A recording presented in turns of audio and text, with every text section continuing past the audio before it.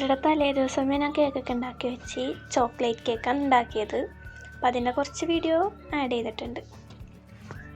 Hello guys, ഇന്നിപ്പോൾ March 30 എൻ്റെ birthday ആണ്. ഇന്നെന്താ ഇപ്പം പള്ളിയിൽ പോകാനായിട്ട് റെഡി ആവണം. ഇന്നപ്പം ഞങ്ങൾക്ക് കോളേജിലൊക്കെ പോകണം. അതിൻ്റെ വീഡിയോ ഒക്കെ ഇടാം എന്നൊക്കെയാണ് വിചാരിച്ചേക്കണം.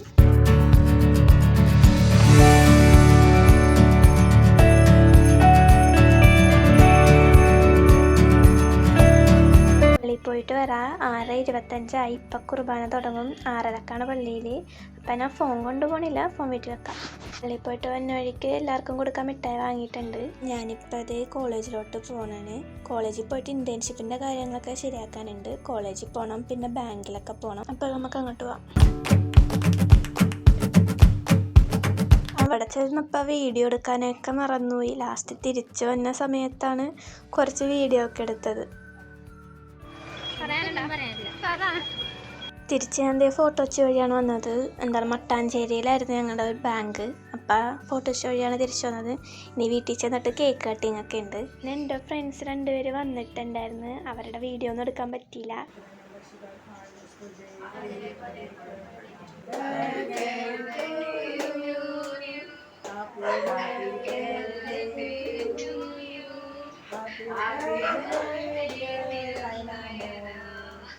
Happy birthday to you.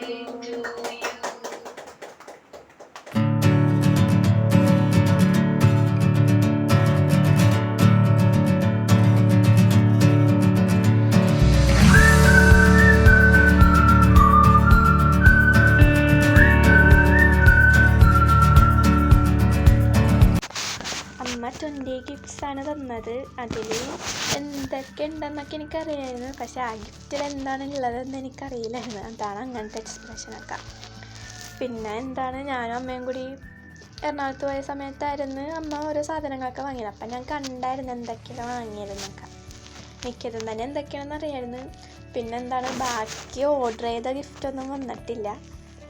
അപ്പം ബർത്ത്ഡേ എന്നാകിയ പകുതി ഗിഫ്റ്റ് 10 ഗിഫ്റ്റോളം തരാൻ പറ്റുള്ളൂ. ബാക്കി വന്നിട്ടില്ല. ബാക്കി വന്നിട്ട് വേണം.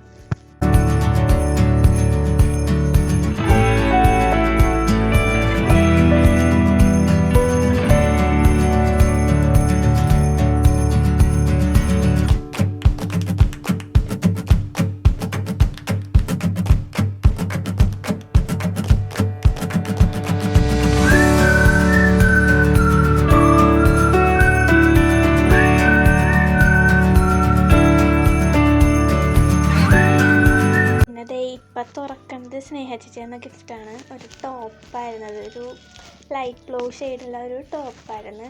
ഇത് എനിക്ക് ബർത്ത്ഡേക്ക് കിട്ടിയ ഗിഫ്റ്റും പിന്നെ ചോക്ലേറ്റ്സ് ഒക്കെയാണ്.